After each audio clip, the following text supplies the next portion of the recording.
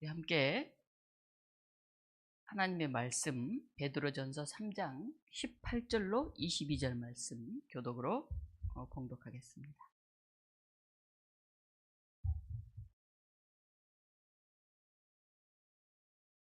그리스도께서도 단번에 죄를 위하여 죽으사 의인으로서 불의한 자를 대신하셨으니 이는 우리를 하나님 앞으로 인도하려 하심이라. 육체로는 죽임을 당하시고 영으로는 살리심을 받으셨으니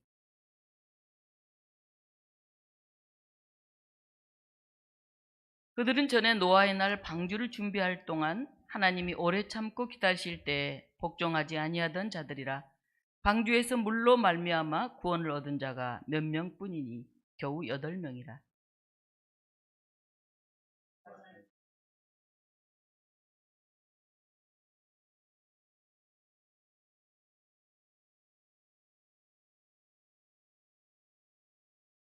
함께 읽겠습니다. 그는 하늘에 오르사 하나님 우편에 계시니 천사들과 권세들과 능력들이 그에게 복종하느니라.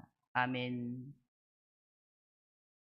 오늘 이 말씀을 가지고 선한 양심의 간구라고 하는 제목으로 하나님 말씀을 전하겠습니다.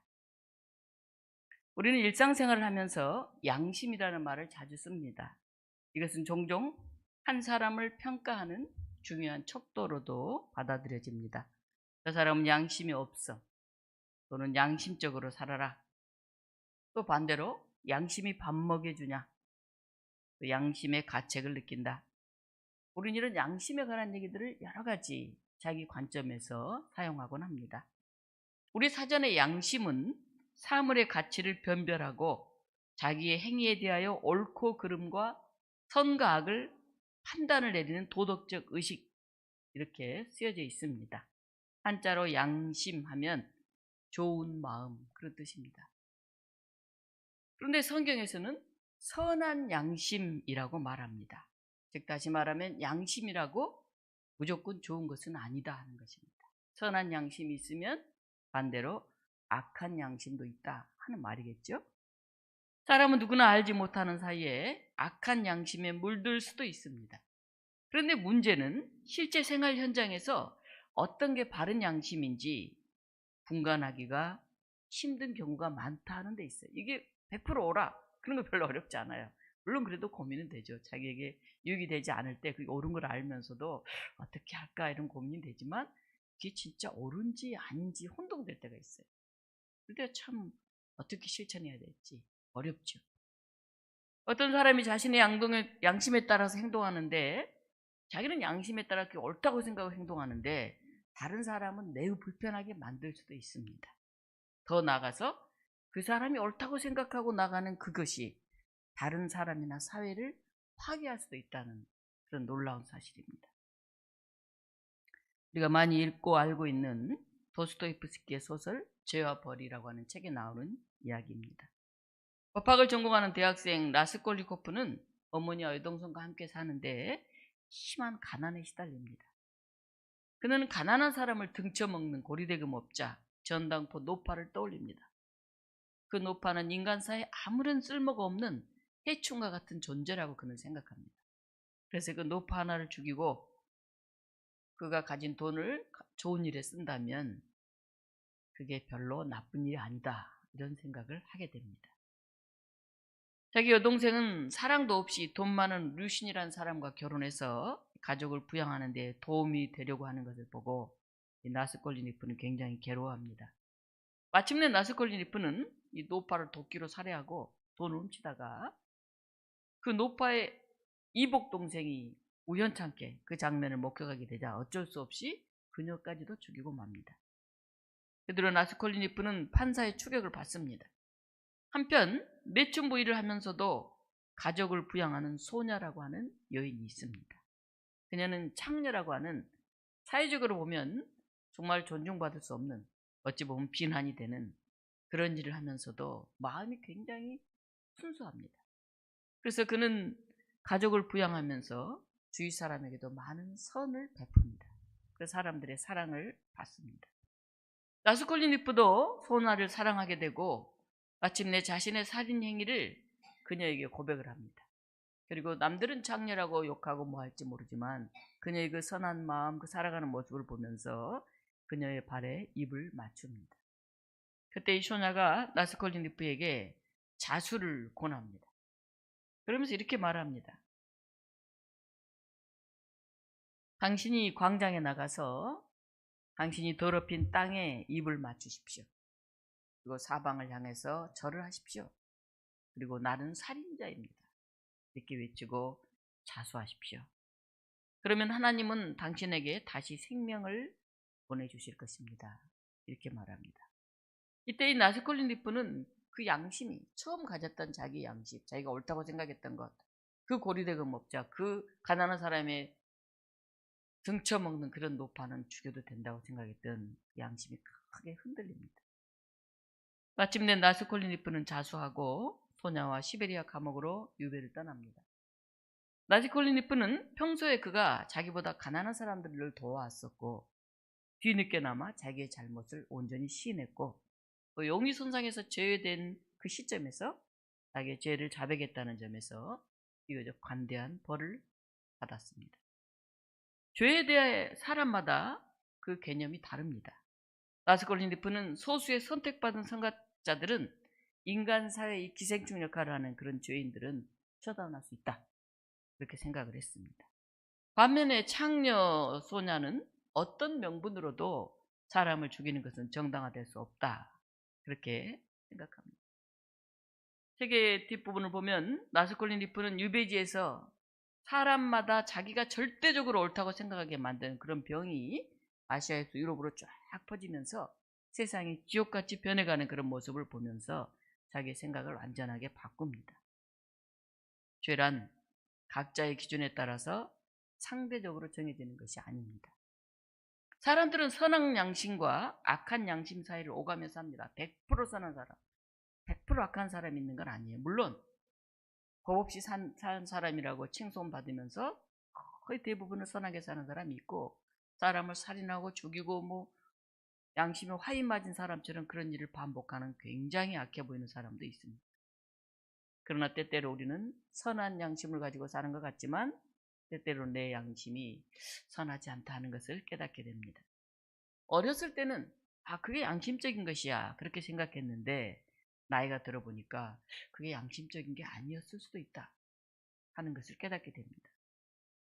여기서 우리는 우리의 양심의 온천이 어디서 오는가? 내 양심이 절대적으로 옳을 수 없다고 한다면, 내가 잘못 생각할 수도 있다고 한다면 내 양심의 근원은 무엇일까를 고민해 봐야 합니다.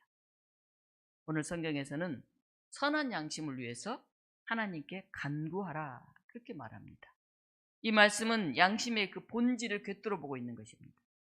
양심의 온천은, 선을 평가하는 기준은 하나님이시라는 것입니다. 내가 옳다고 그걸 절대적으로 주장하는 사람들 앞에 이 말씀은 꼭 필요한 말씀인 것 같습니다.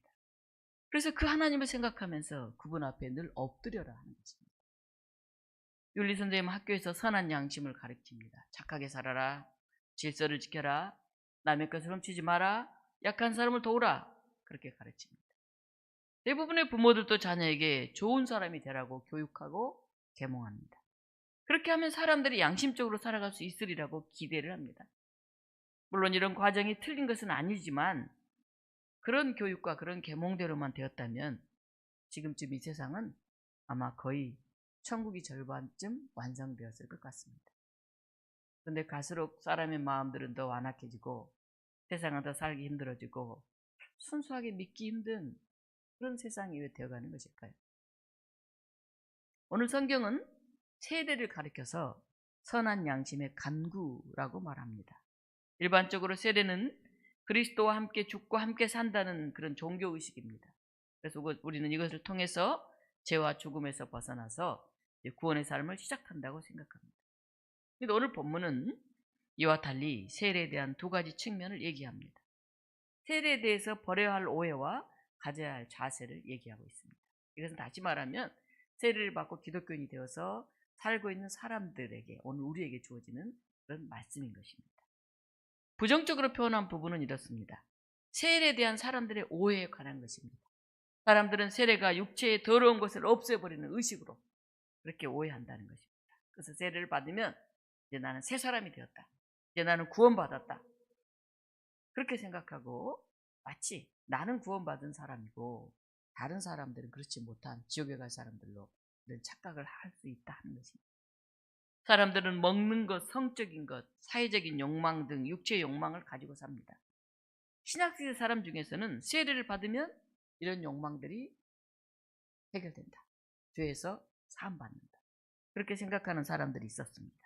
그래서 이들은 일종의 금욕주의적인 신앙을 주창했습니다. 예를 들면 유대교의 에세네파 사람들은 세상과 담을 쌓고 흠난 공동체 같은 곳에 모여서 살았습니다. 인간의 모든 욕망을 절제하고 기도와 묵상과 성경 읽기와 노동 그걸 성실하게 수행하면서 이렇게 살면 우리 공동체 안에서 우리는 구원을 얻을 수 있다고 그렇게 믿었습니다.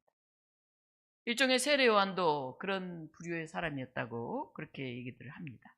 그는 광야에서 매우 절식을 하면서 기도하면서 청년 결백하게 그렇게 살면서 다른 사람들에게도 그렇게 살라고 선포를 했습니다. 이런 사람들은 세례를 받으면 철저하게 더 금욕적으로 살아야 하고 또 당연히 그렇게 될 것으로 기대를 했습니다. 그런데 오늘 베드로전서 이 본문에서는 세례를 통해서도 인간의 본성 가운데 하나인 육체적인 욕망이 저절로 없어진 건 아니다. 그건 일종의 착각이다. 이렇게 얘기를 합니다. 사순절입니다. 사실 우리가 더 절제하고 더 묵상하고 더 기도하고 더 고난을 깊이 생각해야 되는 그런 시간입니다.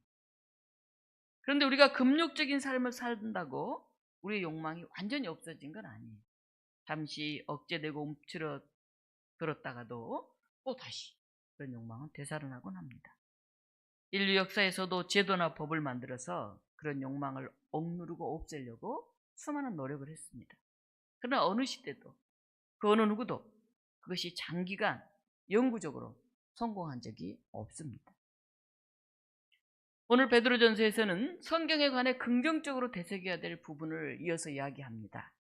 세례받았다고 모든 욕망이 다 절제되고 다 그런 삶을 살고 다 구원받는 거 아니다. 근데 정말 중요한 거 하나 있는데 그것은 세례받는다는 것, 새 사람이 된다는 것, 그리스도인으로 산다는 것은 하나님을 향한 선한 양심의 간구를 하는 그런 사람으로 살아가는 것이다 하는 것입니다. 세례를 받았다고 생활 양식이 순간 변화되는 거 아니에요. 그럼 여기 다 천사들만 앉아 있어야 되죠. 대부분 예수 믿기 전에나 후나 크게 달라지는 것은 없어요. 그러나 그렇다고 해서 신앙인들의 생활에 세례가 아무런 변화를 일으키지 못한다 하는 것은 아닙니다. 세례 딱 받았다고 그 행위 자체가 갑자기 주술적으로 생활의 변화가 일어나는 것은 아니다 그런 것입니다. 다시 말하면 우리가 세례를 받고 그리스도인으로 살아간다고 하는 것은 선한 양심을 위해서 하나님께 꾸준히 계속적으로 간구해 가야 한다 하는 것입니다. 그걸 다시 한번 강조하고 있는 것입니다. 성경은 믿음이 하나님의 선물인 것처럼 선한 양심도 하나님의 선물이라고 봅니다. 그래서 베드로전서 1장 21절 이후는 선한 양심의 문제를 예수님의 부활과 구원과 세례에 연결시킵니다. 예수님이 누구냐 하는 얘기를 하면서 예수 그리스도는 하늘에 오르시어 하나님 우편에 계시지만 천사와 권세와 능력이 예수 그리스도께 복종한다 이렇게 말합니다.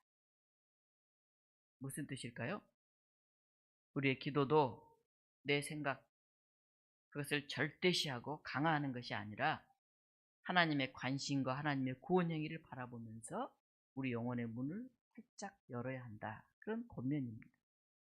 성경은 이미 하나님을 믿고 살아가는 사람들, 세례받고 깨끗해졌고 구원받았다 생각하는 그 사람들도 하나님을 계속해서 알아가라 이렇게 말합니다. 하나님을 제대로 끊임없이 믿어라 이렇게 말합니다. 바로 이것이 선한 양심의 간구예요. 사람들은 이런 얘기를 합니다. 야, 이 험난한 세상 여기서 먹고 사는 일만 해도 너무너무 무겁다.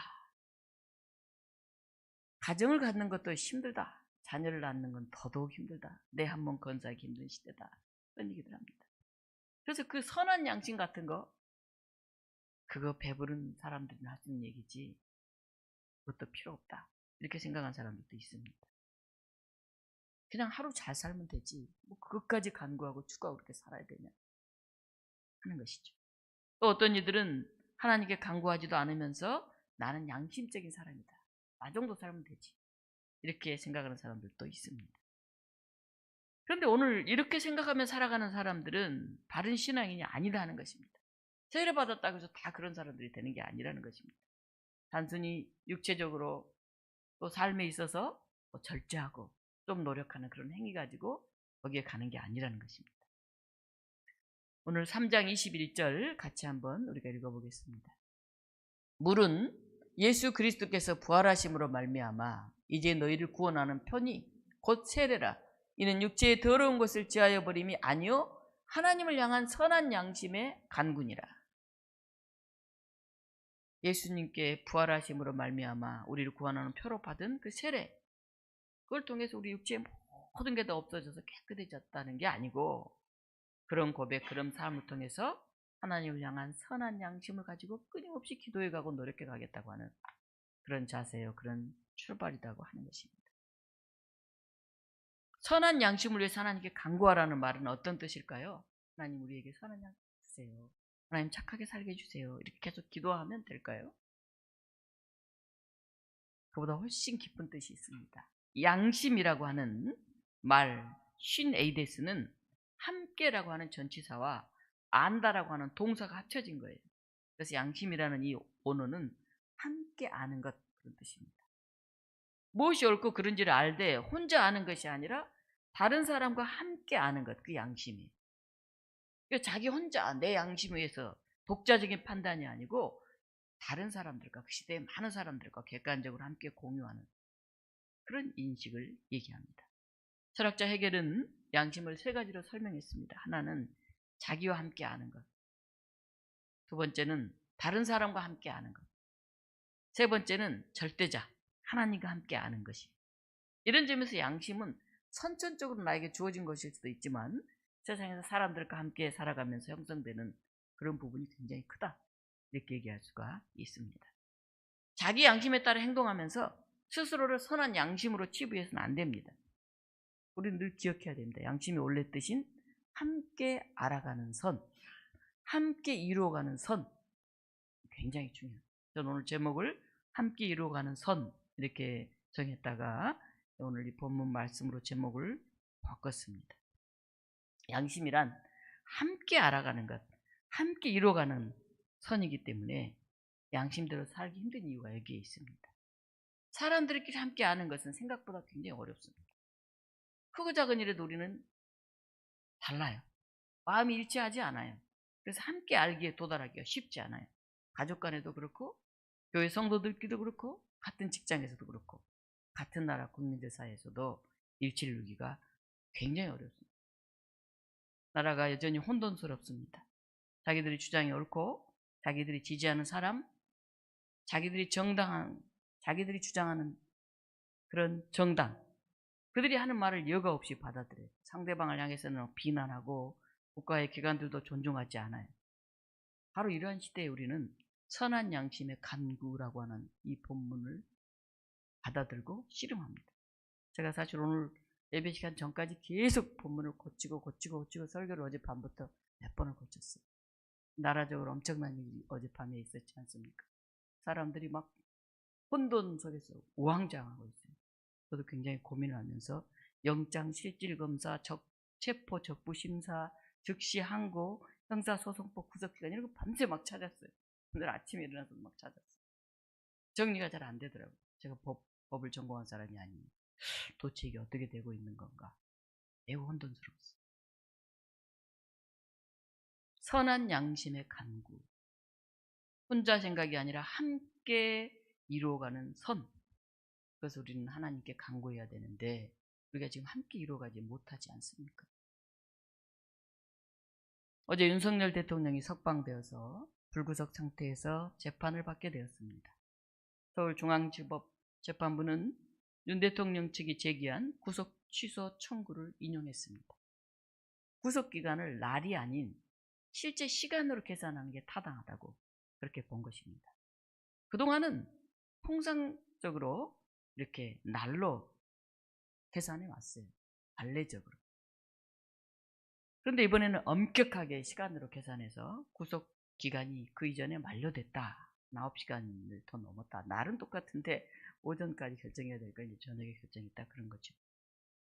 그래서 이 검찰 내부에서도 굉장한 논란이 많아서 밤새 토론을 하면서 즉시 항고해야 된다. 법원이 잘못 이거는 내린 거다. 아니면 이건 다시 한번 이걸 다뤄야 한다. 이런 주장이 굉장히 많았는데 밤샘 토론 끝에 법원의 결정을 받아들이는 것으로 이렇게 결정이 됐습니다. 검찰 로비에서도 뭐 논란이 많고 정치권에서도 논란이 많고 국민들은 이게 뭐야 이제 석방돼서 끝난 건가 뭐 다들 어리둥절하고 정신이 없는 그런 하루를 보내고 있습니다.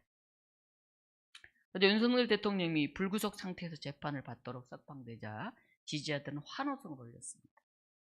반면에 윤 대통령을 비판하는 사람들은 내란 우두머리를 어떻게 석방해서 불구속 상태에서 재판받게 하느냐, 이렇게 불안하게 전국을 만들어가면 어떡하냐 하고 그 검사들, 제대로 법조문 하나 다뤄가지 못하는 검사들을, 또 기존의 관례와 전혀 다르게 재판을 한 이 법원을 성토하였습니다.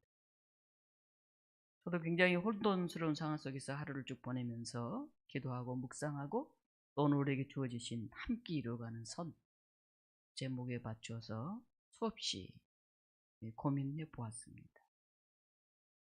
그리고 저는 나름대로 법원에서 내려진 판결은 존중되어야 된다. 그렇게 생각을 합니다. 그동안 관행이었다 해도 잘못된 것이 있다면 그것은 바로 잡아야 된다 하는 생각을 하게 되었습니다. 우리 헌법 정신에는 의심스러울 때는 피고인의 이익으로라고 하는 그런 기준이 있습니다. 그래서 이게 예전에는 그냥 다 그렇게 넘어갔지만 누군가가 문제 제기를 했고 그것이 한치라도 의심스러운 적이 있다고 한다면 피고인의 이익에 의해서 판단을 한 거죠. 판사는. 물론 여기에 대한 여러 가지 이견이 있었습니다. 굳이 왜 지금 이 사건부터냐 등등 말을 할 수 있겠죠. 그러나 자기 마음에 안 든다고 법원의 결정을 무시하고 비난하면 법치국가로 서기가 어렵습니다. 이제 불구속 상태에서 헌법재판소의 판결이 남아 있습니다. 생각하기는 이번 주 안에 판결이 나지 않을까 그렇게 생각을 합니다. 물론 그 결과도 사람들마다 100% 마음에 들지는 않을 것입니다. 어떤 판단이 나와도 이쪽 저쪽 마음에는 다를 것입니다. 그러나 그 결과에도 역시 승복해야 한다고 생각을 합니다. 자기가 생각하고 주장하는 대로 되면 따르고 그렇게 되지 않으면 억지를 부리고 비난하고 나가서 폭력 사태까지 저지른다고 한다면 이 나라는 무법천지가 되어서 민주주의를 이루어가기는 어려울 것입니다. 물론 잘못된 법은 바꾸어 가야 합니다. 그리고 법은 계속해서 국민들의 이익에 맞게 또 약자의 권익을 위해서 계속해서 개정되고 제정돼야 합니다. 그리고 공평하게 집행되도록 우리는 기도하며 힘써야 합니다. 어떤 사람은 자신이 하는 선한 일에 대해서 그런 일을 할 수 있게 도와주신 하나님을 향한 감사 대신에 자기와 똑같이 하지 못한 사람들에 대해서 비방하고 멸시합니다. 나는 이렇게 하는데 니는 왜 그걸 못해? 하는 거죠. 그래서 자기가 잘하고 있다고 선하다고 과시하려고 합니다. 근데 이건 선한 양심이 아니고 어리석은 태도입니다. 또 어떤 교회는 자신이 하는 일이 하나님의 계획에 합당한 것이라면서 그런 일을 할 수 있게 도와주신 하나님께 감사하기보다는 다른 교회를 향해서 비난하고 비판합니다. 그렇게 하면 자신이 바르고 선하다. 이것을 스스로 드러내려고 하는 것입니다. 이것 또한 선한 양심이라기보다는 어리석은 태도입니다. 이런 태도는 결코 하나님의 성품을 담지 못한 것이고 예수님의 심장을 지내지 못한 것입니다. 내가 옳다고 생각하는 것이 다 옳은 것이 아니다. 우리는 이것을 받아들여야 됩니다. 나만 옳다는 생각에 고착되거나 고정되어서는 안 됩니다. 어린 시절 옳다고 생각했던 것이 나이 들어보니까 철없는 것이었고 한때 어떤 이데올로기나 이념으로 옳다고 정말 그것을 추구해 왔는데 되돌아보니까 거기에도 많은 부족함들이 있었고 아무 생각 없이 받아들였던 우리의 가치나 생각들이 정말 바른 눈을 뜨고 보니까 그게 기득권자들, 힘을 가진 사람들이 우리에게 불어넣어준 생각이었더니 많은 것들이 우리 안에는 있습니다. 우리는 하나님의 그 선, 그 하나님이 우리 양심의 근원임을 알아야 합니다. 그래서 애를 써서 혼자 옳은 자기 양심이 아니라 함께 알아가는 선, 함께 이루어가는 선, 그것을 위해서 노력해야 합니다.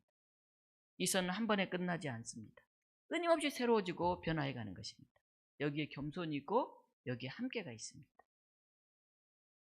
사도 베드로는 오늘 우리에게 권면하는 이 말씀을 통해서 자기가 체험한 것, 그걸 가지고 얘기를 하는 거예요. 그러니까 이것은 성도들을 향한 말씀 이전에 자기 자신을 향한 그런 말씀이기도 하는 것입니다. 저도 설교 단상에 서면 교우들에게 어떤 말을 할까가 아니라 하나님 이 본문을 통해서 오늘 목사인 나에게 무슨 말씀을 하시는가, 그 고민을 많이 해요. 그래서 어떤 설교가 확 바뀌기도 해요, 밤새. 베드로는 예수님이 체포되어 재판을 기다린 동안에 그는 예수님을 저주하면서 모른다고 부인했죠. 더구나 이런 일이 있을 것을 예수님이 미리 예고까지 했는데 미리 대비하지 않고 무심코 있다가 순식간에 그렇게 아니요, 몰라요, 모른다고요 3번이나 부인했죠. 무려 3년 동안 예수님과 동고동락했던 그였죠. 주님 바로 그리스도십니다 고백하고 칭찬받았던 그였죠. 예수님의 눈빛만 봐도 예수님이 뭘 하시는지 어디 가시려는지 알 수 있을 정도의 가까운 곳에 있었죠. 그렇게 3년을 보냈는데 이렇게 허망하게 무너져버린 자신을 보면서 야, 정말 부끄러웠죠. 무기력해졌죠. 그러나 나중에 부활한 예수님을 만난 베드로는 놀랍게 변했습니다. 그리고 베드로는 나중에 체포되어 죽임을 당하게 되었을 때 비굴하지 않았습니다. 오히려 자신은 십자가에 거꾸로 매달아 달라고 여유를 부릴 만큼 당당했습니다. 사진 하나 보여주실래요? 거꾸로 달린 십자가에 예수님 십자가에 지는 것을 반대했고 재판장에 끌려간 예수님을 숨어서 지켜보면서 두려움에 떨며 도망했던 베드로가 십자가에 거꾸로 매달릴 수 있던 힘, 이게 어디서 나왔을까요? 이 힘은 바로 하나님을 향한 선한 양심의 간구에서 나왔습니다. 사도 베드로는 자신이 지닌 소망의 이유를 묻는 사람들에게 선한 양심을 가져라, 그렇게 권면합니다. 이는 자신이 다른 사람에게 모욕을 당하거나 협박을 당하거나 비방과 수치를 당할 때도 선한 양심을 지키고 유지하기 위해서 애쓰고 기도했다는 사실을 보여줍니다. 오늘 사순절 첫째 주일입니다. 우리가 선한 양심을 갖고 가기 위해서 애써야 합니다. 그 원천인 하나님을 향해서 끊임없이 나아가면서 우리의 마음을 열어야 합니다. 이 혼돈스러운 세상에서 나만이 절대의가 아니라 함께 이루어가는 선, 그 원천이신 하나님 앞에 우리가 다시 무릎을 꿇어야 합니다. 남한공화국에 어떤 감옥에 무기수 한 사람이 새로 들어왔습니다. 어둡고 좁은 공간에 던져진 그는 교도소장에게 부탁을 했습니다. 교도소 마당 한 구덩이에 정원을 가꾸도록 허락해 주십시오. 교도소장이 허락하자 그는 빈 공터에 정원을 만들었어요. 첫째는 손이 많이 가지 않아도 잘 자라는 고추나 양파 이런 채소를 심었습니다. 다음에는 꽃을 여러 종류 심어보고 작은 묘목과 씨앗도 뿌렸습니다. 그렇게 한 해 두 해 시간이 흐를 때마다 작은 보람과 기쁨을 느끼면서 장성스럽게 가꾸었습니다. 그는 정원의 식물을 자기 가족처럼 여겼고 잘 자라는 식물을 통해서 위로를 받았고 때로는 죽어가는 농작물을 보면서 아파하기도 했습니다. 그렇게 27년이라고 하는 세월이 흘렀습니다. 그는 가석방으로 풀려났고 많은 사람의 환영을 받았습니다. 그리고 3년 후에 노벨 평화상을 수상하는 영예를 얻었습니다. 이 사람은 남아프리카 최초의 흑인 대통령인 넬슨 만델라입니다. 그는 가장 열악한 환경인 감옥에서도 꽃과 채소를 가꾸면서 자기의 소망을 키워왔던 것입니다. 사랑하는 독립문교 여러분, 사순절 꼭 기도가 필요한 시간입니다. 자아만 강해지고 자기만 옳다는 독선으로 가득한 그런 교회, 그런 교인들이 되면 안 됩니다. 열린 마음, 상대를 받아들이는 마음, 함께 토론하고 대화하면서 그 주어진 질서에 순종하면서 그것을 변화시켜가는 마음이 필요합니다. 다른 사람과 함께 알아가는 선, 하나님과 함께 알아가는 선, 그렇게 함께 알아가고자 기도하기를 쉬지 않는 그런 독립교우들이 되시기를 간절히 축원합니다. 우리 함께 묵상으로 기도하시겠습니다.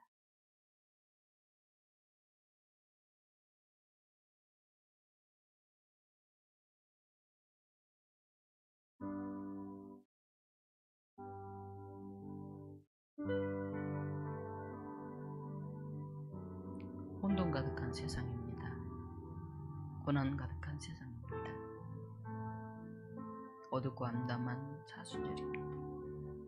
하나님, 우리가 나의 독성과 아집에 빠지지 않게 하시고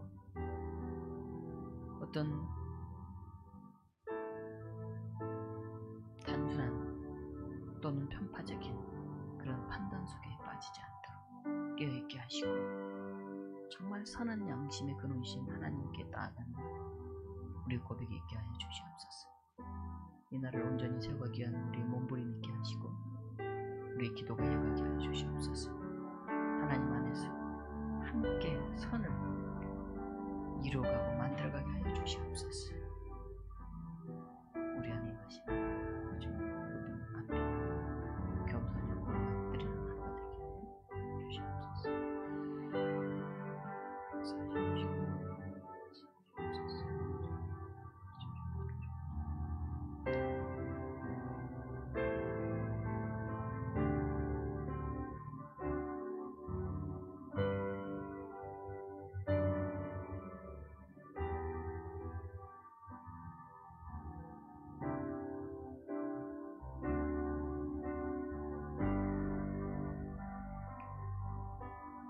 생명의 하나님, 이 사순절 고난의 시간에 부활의 새 생명으로 우리에게 다가오시는 주님을 기다립니다. 혼돈과 어두움 속에서도 선한 양심의 근원이신 하나님 앞에 나아가며 함께 일치하며 알기를 추구하는 저희 모두가 되게 하여 주시옵소서. 이 나라를 바로 세워 주시옵시고 때로는 인내를, 때로는 넉넉한 포용력을, 때로는 우리 안에 정의를 향한 변함없는 전진을 더하여 주시옵소서. 우리 주 예수 그리스도 이름으로 기도하옵나이다. 아멘.